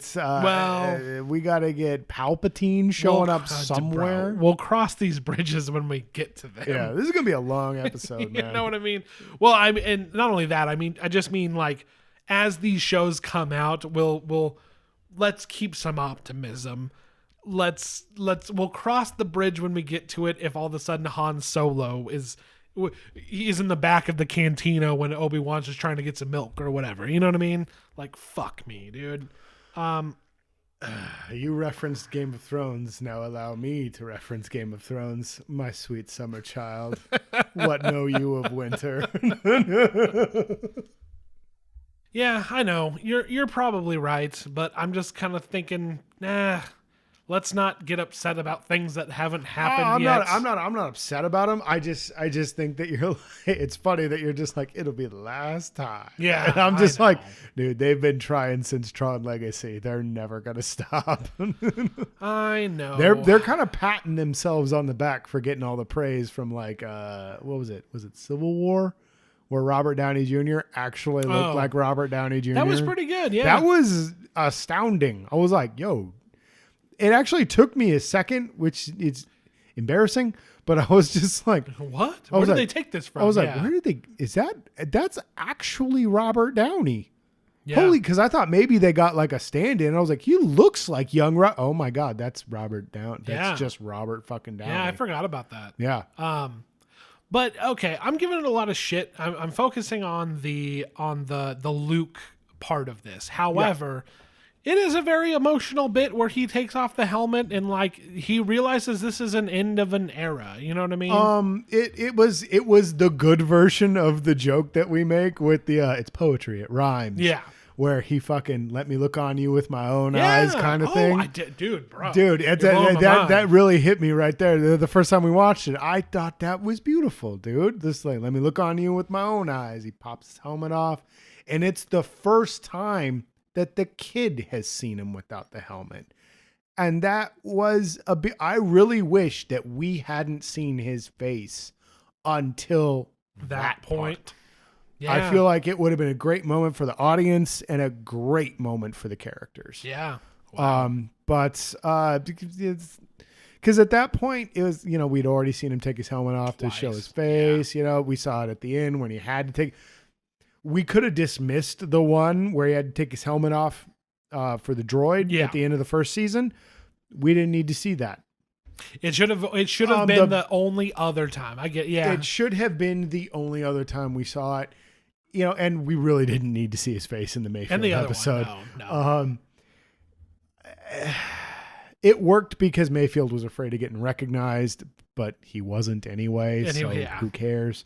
But and it showed early like just how much this meant to him to get him back. Yes, it all. It would have been great to just see that one scene. It all still, but worked. Like it really hit me with the whole "let me look on you with your own eyes" kind of thing, because that's good. That's that good. It rhymes kind of thing. Yeah, absolutely. That's a parallel imagery. That is a great callback to that scene, because I still to this day love that scene between Vader and Luke. Sure, that's one of the best parts of the original trilogy. Agreed. And it was a really cool moment here because it was just very heartfelt, sorrowful goodbye. I liked that part a whole lot because it was not easy to give up Jimmy. No. And it was not good for Jimmy to leave. Jimmy didn't want to leave. Jimmy didn't want to go with Luke. And I like that Luke addressed that even. He wants your approval. He wants your permission. He wants to know it's okay, because like. But Jimmy was, Mando was the only place that Jimmy felt safe. Yeah. And like Ahsoka Tano touched on that, where she's like, no, he's only going to listen to you. Yeah. I can't teach this kid. He's only going to listen to you. And it's, that's there was no like, he's too old to do the training or anything like that. It's like, no. He only trusts you because he watched his whole fucking school get wiped out, dude. And he's been hibernating or whatever all those years. That's where my negativity comes in, because the show on its own and everything that happened, it just admitted it really works for me. It's the fact that I think the Star Wars community is like just more focused on oh my God, it's Luke Skywalker and it's so Yeah. awesome. Yeah. Because like I had talked about in the Ahsoka Tano episode where I'm like, yeah, like Luke's an idiot. He'll do it. She's smart. She knows this is a bad idea. Yeah. And it's not the show's fault. You know what I mean? No. And No, it isn't the show's fault. No, what happened in that episode is not the show's fault. The show was appealing to a certain fan base. And also like to dissent from what you're saying. I feel like adhering to the time period we're looking at here. He was trying to reestablish the Jedi Order. Yeah, well, it's funny. I had brought that up in the Ahsoka Tano episode. Is I was just like, she's just out here fucking around with this like village. I'm like, and Luke's out there trying to reestablish the Jedi Order. Trying to reestablish he could the use Jedi her Order. help. He You know needs what her I help. mean? Yeah. The same episode that you were like, Luke will do it. He's an idiot. Yeah. I thought that was a bit of irony when you said that. You're just like, he's just out there fucking fighting the good fight. She's trying to take down this jackass. So, yeah, I'm all over the place on that. So, yeah. Your feelings are raw. so yeah. So no, at the end of the day, sure, like the main character has this big emotional bit when it all comes. Well, and the fight it. was so emotional to get the kid back. Yeah. Like he was willing to give it all for that kid, dude. And I loved that from the prior episode where he's like, you took something that's important to me and I will do whatever it takes to get it back. I loved that. I loved that he was willing to sacrifice everyone that took his side to get that kid back. He was willing to die for that kid. That's good fucking writing, dude. And that is what, and when we're in the wrap up for this, I'm gonna talk about why I love Mandalorian so much. I have something. Okay, because you kind of busted my balls one day about it. Here's the thing. The show is very, very good, and it is some very, very good Star Wars content. Yes. However, I feel like I'm taking it out on the show, which I should be taking out on the Star Wars community. I'm tired of seeing like, oh, finally, this is the Star Wars we've been looking for. This and this. Yeah. And I'm just like, sure, the fucking Rise of Skywalker was shit. Yeah. But like, give me a fucking break. Force Awakens was a solid return. Yeah. Give me a break. With this Last shit. Jedi tried to do some new shit. This is my big reveal here, Josh. I've thought about it. I've watched them all. The Last Jedi is my second favorite Star Wars movie of all time. I thought you've said that multiple times. I've put The Force Awakens up there, and The Force Awakens is kind of dropped a little bit. Really? I think it might be my fourth favorite. Really, dude? Because what's? I think Star Wars is a better movie. Oh yeah. But yeah, because it was the first time they'd done any of this. The Last Jedi, holy shit, were they trying to do something? Did it have some weird plot contrivances and they didn't know what to do with a lot of those characters? The whole middle bit's fucking terrible. Yeah, Rose and everything Tico running her skipper into his and they kissed and then the door explodes. That was weird. Yeah. I don't know what the fuck that was about. Especially since it's like miniaturized Death Star tech, and I really thought that thing was just going to wipe out the whole side of a mountain. Just blew a big hole in the door. Blows a door open.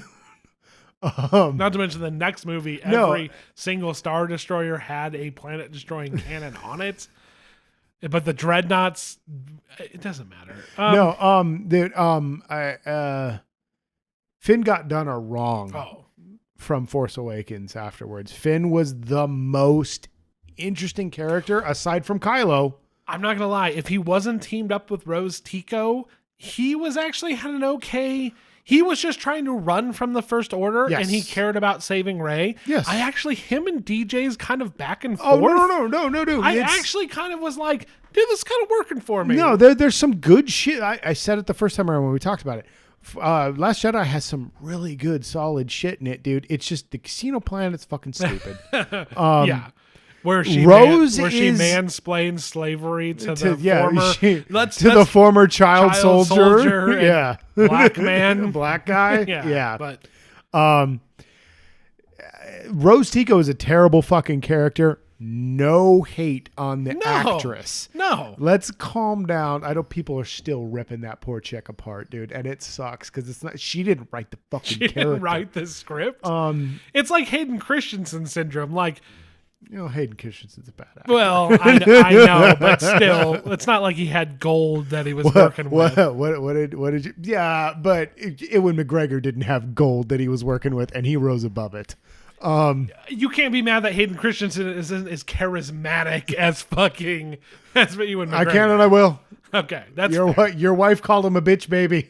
That's true. That was funny. I was like, gee, I didn't know she was so angry. Dude, she got really rough the other day. We were watching the 2 prequels that we watched, and I'm just like having a good time. Like, God, these movies suck. This is awesome. And she's just like, this is awful. She said the words, Hayden Christensen is a little bitch, baby.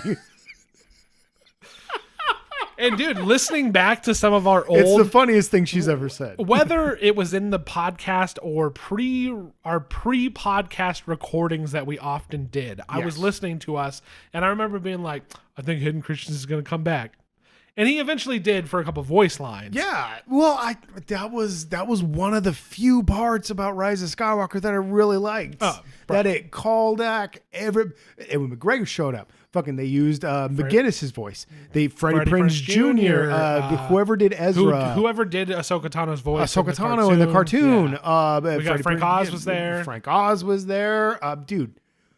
Liam Neeson. Liam Neeson, yeah. Hayden Christensen. Mace Windu, fucking, yeah. Yeah, dude, that was a dope scene, man. It's just unfortunate that it's so shitty because so much of that part is so cool. Wasted potential. Yeah. So, again, let me get back on point. So, I'm taking it out on the Star Wars community for them being like, finally, like, oh, great Star Wars. And I'm like, bros, you guys killed any fucking chance we had for that trilogy to be good. Yes. Like it was set up, and I know that movie is deeply flawed, but it had ideas that, I hate to fucking break it to you, were in the Mandalorian. Yes, you know they what I mean? were. When Luke showed up and I thought about it some more, I was like, look at this cocky motherfucker. We were just talking about it, dude. And it's funny because you watch Ahsoka Tano that knowing what up. we know about what Luke said, dude. It's brilliant. It's brilliant. And Ahsoka Tano, even like you said, sets it up where she's like, yo, dude, this kid's fucked up. I can't do this. And Luke's like, I got this shit. Yeah, she saw what happened. Yeah, she saw what happened with Anakin. And I made a joke that I was like, she's always whining about Anakin. It's like, I'm all over the place. I'm sorry. But, but The Last Jedi is the one movie, and to be fair, I kind of get where people are coming from. They're just kind of like, this is good. The trilogy overall is kind of bad. Yeah. So I can't be too mad, but I'm like, it's your guys' fault. Yeah, it's you said originally that it was good supplemental Star Wars. And I have found, for me, the supplemental Star Wars has always been more interesting than the main stuff. It is everything I thought I wanted Rogue One to be. Dude, for fucking 20 years, I survived on supplemental Star Wars, reading the books, reading the comics, playing the games. I was just talking about how the comics, like that one comic I read was so awesome. Yeah. And it's not, that wasn't a dig at it. Dude, you know what I mean? The Old Republic started in the comics, dude. We wouldn't have gotten the games without those comics, and those comics were so good, and that they were so good that somebody decided to base an entire game series around them. And those are great games. It wasn't a dig at it. It was just that I'm not cool with people trying to make this is the real Star Wars. I'm not cool with people trying to make the sequel trilogy not a thing. Yeah, well, as much as Rise of Skywalker pisses me off, there's also really good aspects in there. Yeah, that they're few and far between, but they're very few. Well, especially in the third Last film. Jedi, I swear to God, is like, outside of Empire, is the only other movie that had big ideas. Yes. To be completely honest. He wanted to take it in a totally different direction. And it's like I've told you several times, like I watched that supercut of all the trailers for all the movies over the years, and they get to Last Jedi, and I'm like, no, they straight up fucking told you this movie's gonna piss you off. Yeah, they tried. And it's a you and I were talking about it one day that we would love to. There was no social media. There was no forums. Yeah. We were talking about I forgot about that conversation. A lot of people feel about Empire, because Empire is so dire and so depressing and so dark compared to the first. The back good in the guys 80s, fucking late 70s, straight up 80s, lose. a sequel is recapture that magic again. Yeah. Do with the movie again. Yes. They didn't do that. No. It's a completely different movie. Yes, How did people feel about that? I know. Han Solo gets fucking wiped off the map. The rebellion is being hunted down. They lose at the end of it. They lose everything at the end of that movie. And I would love to be able to get a window into what everybody thought at that time. I'll tell you this too. Considering what we saw in Last Jedi, I would love to see, they're fucking with everything. Were people doing that? Or is that just now where everybody wants what fandom they want and hot right takes? now? Yes. Yeah. Yeah. I'll tell you this. I didn't make it all the way through Rise of Skywalker, but I had a little bit of an appreciation for some aspects because we'll get back to Mando. I want to hear about that, because if you remember when we talked about it, I took away a lot of the ideas as fantastic ideas, and it rose the movie above what it should be, because that movie's terrible, but I love a lot. Like I love the other dissenters. I love that we get a look at finally what the First Order's doing to the galaxy. So I'm wondering what you're thinking. So watching Star Wars, Empire, Return of the Jedi, Force Awakens, Last Jedi, straight into that movie. And like that was in one day. Yeah. First of all, I like what they did with Leia. I initially thought it was weird that they were just like, oh, and also she is a Jedi, maybe. But then the more I thought about it, I was like, dude, when I was watching Empire, I was just like, this is so heavily implied. Plus you get Vader being like, oh, there's another. And fucking maybe your twin sister will join me. And I'm just like, it's very, very much implied that given the training, she could easily maybe not be a Luke, but she's capable. Well, and I think I told you about the kind of Twilight Zone what if comic series that ran where Vader killed Luke and Leia took over and became a Sith as far as I recall. It's been a long fucking time. She becomes a Sith and then like has the typical redeeming moment. As far as I remember. But he does what he says he's going to do in Return of the Jedi and trains her. And I always was kind of like, well, she never seemed like she gave a shit about that. Like she's a rebel. Like she's the rebellion person. Well, and in the books, she did have a lightsaber. Yeah. Didn't really know how to use it too well. Luke tried to train her. Didn't really go work so out. great. Yeah, she had her strengths, but she was never Luke. Yeah. Like being connected. So I think they were trying to call back to that. So that worked for me. They haven't CGI'd her into cutting people apart with a lightsaber. So that's a positive. But overall, I was like, you know what? Her training Rey is a little bit of a stretch, but like where was she supposed to go? Her being a mentor to her. Yeah. Fair. Well, see, and I always was just kind of like, with that one, you had a big complaint about that one, but I was just like, yeah, but where else is she supposed to go?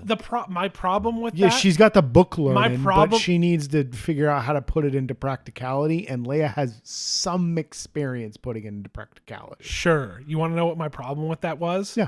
I don't think that was a conscious choice. I think that was a fan reaction, a reaction to fans being like, she's not trained. How can she do things? Yeah. That was my main problem with it. Yeah. Separating fan reactions from things that actually happened makes me appreciate things more.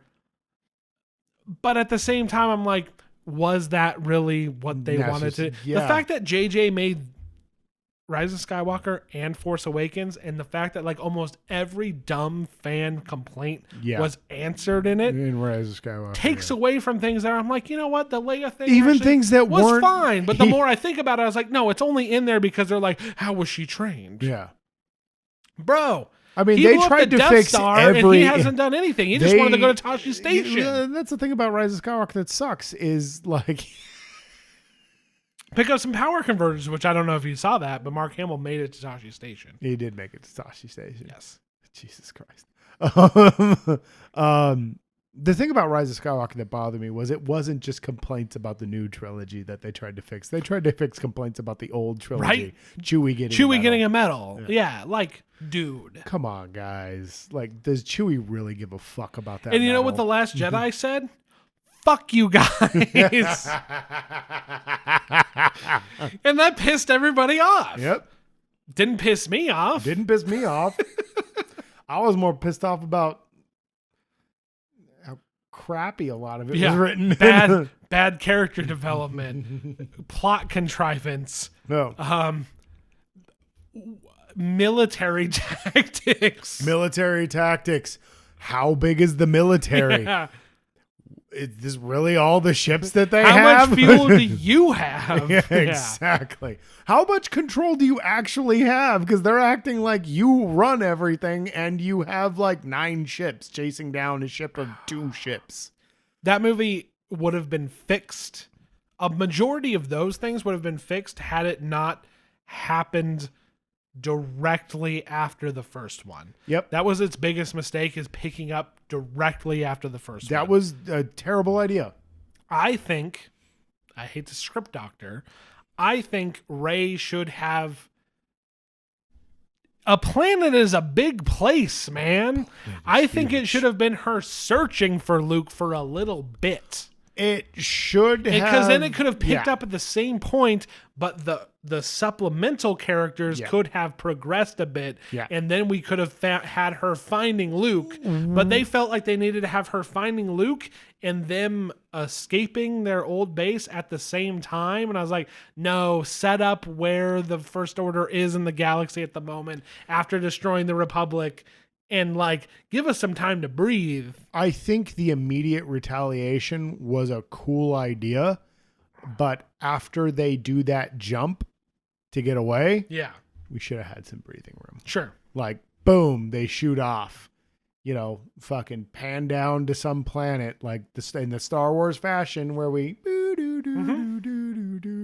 planet subtext, you know, the fucking the text. 6 years later, 5 years later, something. I just wonder if that was a 5 months later, 6 months. I wonder if that was like we can't be like Empire, because as much as I give them credit for being like, nah, dude, like we're trying some new shit, there were aspects of like, this ain't no Empire Strikes Back, and that's fair. It's salt. It's not snow. Salt. It's not snow. Yeah. Jesus Christ.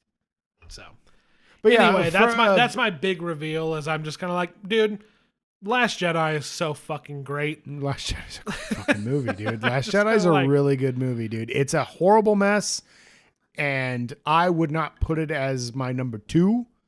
Sure. But it is definitely top 5. I like it, dude, because everything with Kylo and Rey and Luke is so solid. And so I praised it earlier, the whole training sequence where she's feeling the Force and understanding the connection. Yeah. Is so. And he says if the Jedi leave, kiss. like the Force is still there. Yeah. Yeah. And for me, when I say that the Mandalorian, because like I've said this before a couple times, where Mandalorian feels like the Star Wars that I wanted going forward after the original trilogy.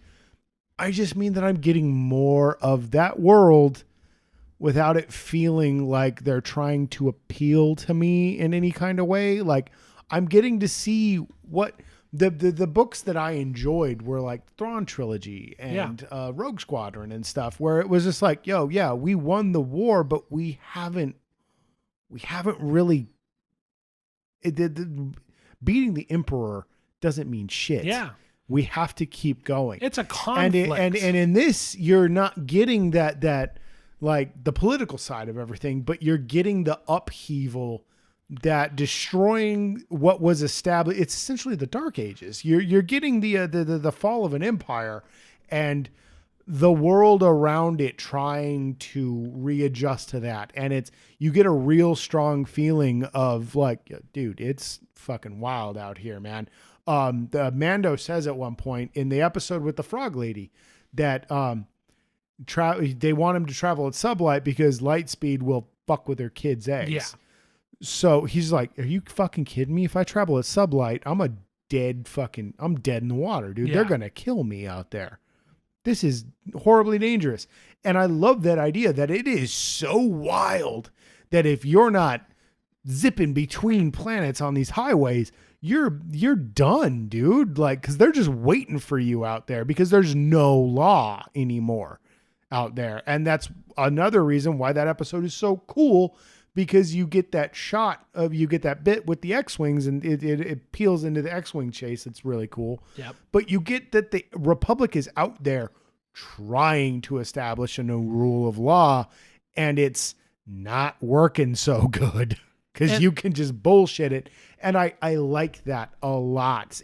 For me, the focus of Mandalorian seems to be much more telling a quality story that people will tune into week after week, as opposed to what will make us $1 million bajillion dollars, which is what I feel like all of the movies have been, including Rogue One and Solo, which I see so many people praise as the proper Star Wars films.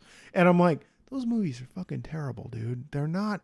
Don't get that you saw an ISD and some ATSTs walking around and being like, that's the real Star Wars. Or, I see Rogue One praised as good, gritty Star Wars. And I'm like, how? Why? Yeah. Well, Why? But also watch watch the coin flip, and now all of a sudden we have 1,400 fucking Disney Plus shows. Exactly. So, dude. And money is money to the Disney Corporation. I have things I want to talk about with that. What I would like to see, and that's where I think that's going to be the funnest part of this conversation is fan speculation on what could be and what we know is not going to be. I agree. Because I have a lot of thoughts about the Obi-Wan show and what I want from an Obi-Wan show and what I know I'm not going to get.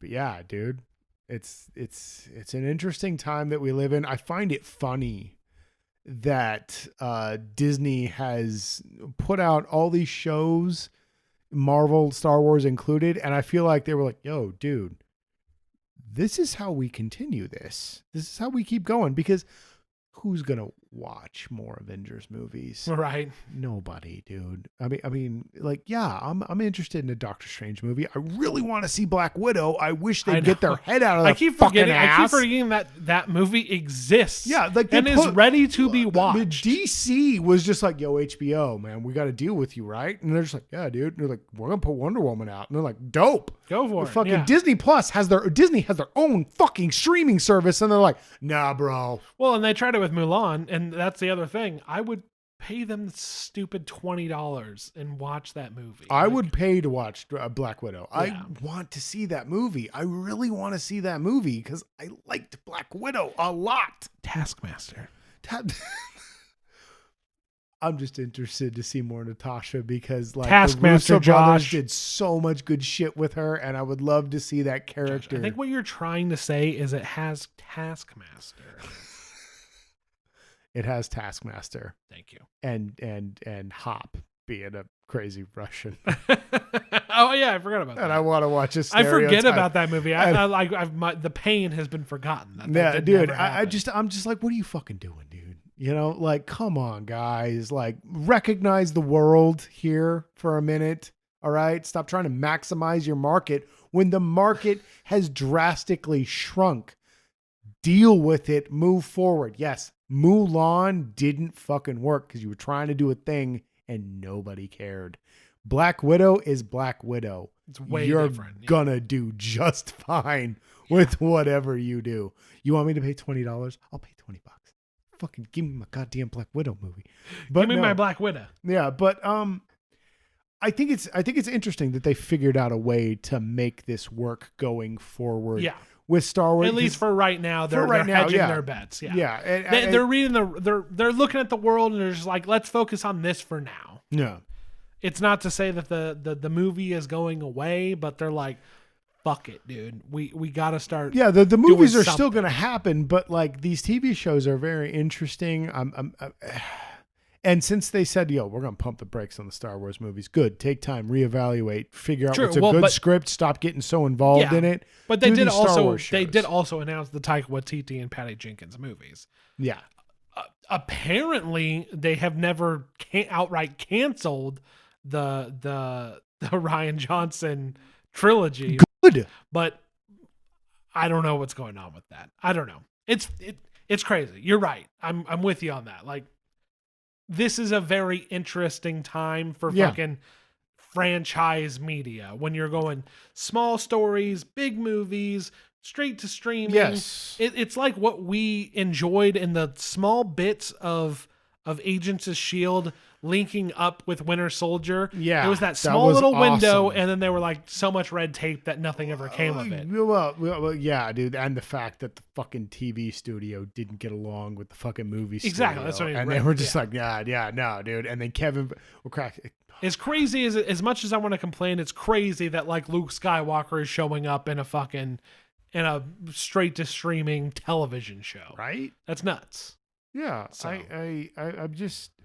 I think everybody wins. I just want to be mad at people who can't can't let people enjoy what they want to enjoy. Your fucking beef with fandom is very well heard on this end of the table, dude, and I know I'm not explaining to you. You're on the other side of the table, but I'm talking into a microphone. And hopefully, I'm talking to the masses. Hopefully, some people hear me out there. Yeah, and they're just like, yeah, what's up, dude? This guy knows what's up. Dude, that's my hope every time I know. Bitch about when you were talking about Hans Zimmer, I was like, I don't know if it's your cross to bear. Yeah, like, dude. Yeah, but I'm going to try. Well, and my beef with Spider-Man fans, like hopefully there's a Spider-Man fan out there that's just like, no, I get you, dude. I hear you, dude. I'm sure there's more we can talk about, Josh, but maybe for now, let's wrap up on our thoughts on The Mandalorian. Sure. It's an amazing season. Better than the first. If you look at it as a whole, which is what I'm choosing to do, it's fantastic. It is for me the best Star Wars I've seen in a long time. It has its flaws. It has its problems. Enjoy the movies as you will, but I think this is solid work all the way around. I think an effort was put forth and it has surpassed every expectation I had. I completely agree. This especially this season. This took advantage of its medium and it did what no 2-hour movie could do. That's a good point, dude. Yeah. You also have like 10 episodes. Yeah. Which is a 10-hour film. Yeah. Enjoy the 10-hour film, guys. Like it is having in a 2-hour movie when you have a little bit where you're like this low speed chase and you're like, that's kind of dumb. It has a much bigger effect on a 2-hour movie than if you have a bad episode of an 8-episode show. Exactly. So, again, you get a bad bit instead of a bad whole. Exactly. So no, I think it is some of the best Star Wars, and I love that. What's up? I'm not going to say that on air. Oh, okay. It is some of the best Star Wars, and having good Star Wars and enjoying it shouldn't immediately take away from other Star Wars, is all I will say. Yeah. I enjoyed the show a whole lot. Exactly. Enjoy what you enjoy, guys. And I think it worked for all sorts of Star Wars fans. And I wish it was what it kind of was for me is like a uniting thing. Yes. Where I'm kind of like, this made this whole journey kind of worth it. Yeah. I think this had some supplemental things that worked in the overall arc of Star Wars. And I it can continue on, and that's exciting. It's funny that you bring that up. Did you see the meme where it's set up like a BuzzFeed article, and it said Pedro Pascal God, what was it? Pedro Pascal leaves set of Mandalorian due to back problems from carrying the entire Star Wars property on his back. Yeah, right. And let's hope that like some of that burden is lifted from him, because we've got more be fine. More shows and more whatever. But it'll be fine. Yeah. Like people are just making dumb jokes on the internet. Like you said, everybody's like, this is the real Star Wars. And it's I won't subscribe to that. I refuse to believe it. Why is there infighting? You know what I mean? Exactly, dude. No, and it's when I say this is the best Star Wars for me, it's because of those reasons that I brought up. Sure. Like, I like the practical effects. I like the focus on telling a good story instead of maximizing a profit, which a problem was brought up with Rise of Skywalker. Yeah, and again, this is the most I've enjoyed Star Wars in a long time. Yes. That's about it. That's done. Like cool. Dope. Find what you like about Star Wars and celebrate it, guys. Agreed. Don't be so eager to fucking rip apart everything that comes out because, we talked about it a little bit with Wonder Woman. We did talk about it with Wonder Woman, where it's just everybody's so excited to rip something apart. Don't fucking do that, man. Find what you enjoy about something and enjoy it. Yeah, and if you're like, wow, this is what I was waiting for, like, I'm happy for you. I'm happy that you found that part that you enjoy. That they brought out something for you that you enjoyed. Not like, why the fuck didn't I don't know. Whatever. Who cares? It's not we don't need to be combative, but again, I agree with you. Like, that's the other thing. I'm a big sequel trilogy guy. He's all over the place. I'm a big sequel trilogy guy, and I agree with you that this here television show's got legs, and it got me. I think it's good. I'm happy, dude. Yeah. I'm happy, dude, because I know that you were kind of like about the first season, dude, and I'm glad that the second season has been a bit of a thing for you, where you're just like, yo, dude, this is the shit. Yeah, no, dude. First season and second season. That first season, I told you, you're like, I'm glad Ming-Na Wen showed back up. I was like, I don't remember what episode she was in. You were like, what? And I was like, Ming-Na Wen. She's in that episode? She was the bounty from the one. It was him and the young guy. And you were like, what? And I was like, shit. But no, those last couple episodes of that show, I in the first season, super good. Anyway. Dude, that season did great because it escalated the stakes the whole way. Yeah, agreed. This second season is amazing. Star Wars is back and better than ever. Star Wars is back, baby. But enjoy what you enjoy, et cetera, et cetera. Well, you can find us on all major podcasting apps, including Apple Podcasts, Google Podcasts, Stitcher, and Spotify, including Audible, I believe. We are twitch.tv/Mighty Fish Productions. We are YouTube Mighty Fish Productions. That's where you can find our original series, Classic Catch-Up, where we talked about Halloween, as well as our latest episode, which is about Star Trek The Motion Picture. At Mighty Movie Pod on Twitter. And that is We got Wrath-a-Con coming. Wrath-a-Con is coming up. That's our whole list of social media bullshit. So we will talk to you next time. My name is Ryan. I am still Josh. And we will see you later. Goodbye. Bye.